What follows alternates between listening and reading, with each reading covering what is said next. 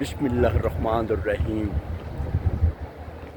وما آتاکم الرسول فخذوہ وما نہاکم عنہ فانتہوا واتقوا اللہ ان اللہ شدید العقاب۔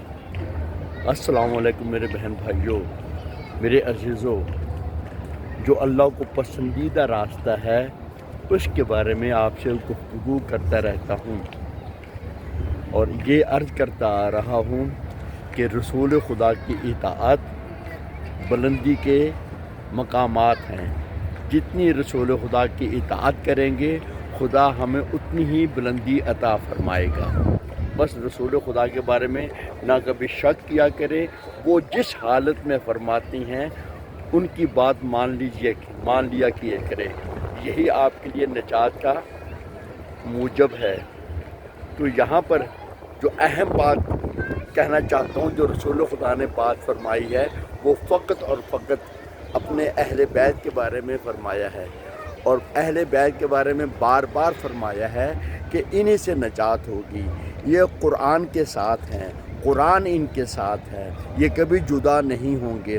اور روایات میں لکھا ہوا ہے کہ اہل بیت کی محبت، جو 1 سال تک عبادت میں لگا رہتا ہے اور وہ اہل بیت سے محبت نہیں کرتا، جو اہل بیت سے محبت کرتا ہے تو اس کی ایک دن کی عبادت 1 سال کی عبادت سے کہیں بڑھ کر ہے۔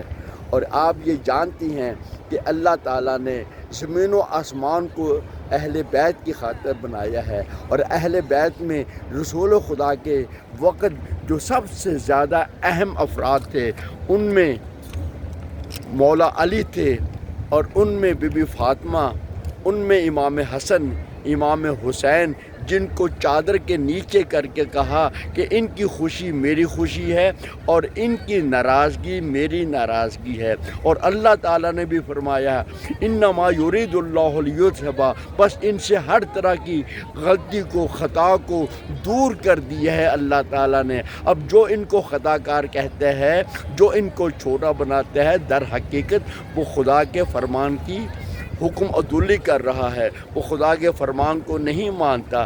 اگر آپ خدا کے فرامین پر چلنا چاہتے ہیں تو اہل بیت کے ساتھ چلو، اہل بیت کے ساتھ رہو، اور اہل بیت نے جو اللہ سبحانہ کے بارے میں فرما رکھا ہے اسی طرح اس پر عمل کیا جائے، اور جو اہل بیت نے رسول خدا کے بارے میں فرمایا ہے اسی طرح رسول خدا کو مانا جائے، تو اللہ تعالیٰ آپ کو اہل بیت کے ساتھ رہنے کی توفیق عطا فرمائے۔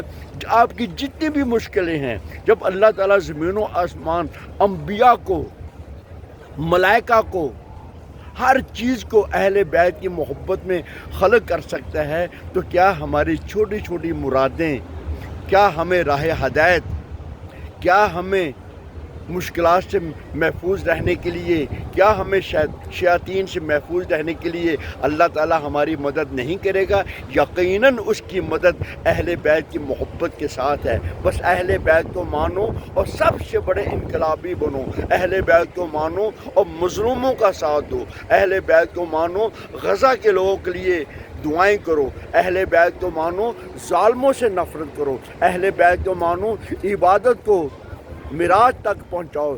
اہل بیت کے علاوہ کوئی چیز قبول نہیں ہے۔ اگر اہل بیت قبول ہیں اللہ تعالیٰ کے سامنے تو ہر چیز قبول ہے۔ اگر اہل بیت کے بارے میں آپ نے انکار کیا، شک کیا، تو آپ نے اللہ تعالیٰ کی ہر چیز میں شک کیا۔ وما علینا الا البلاغ المبین۔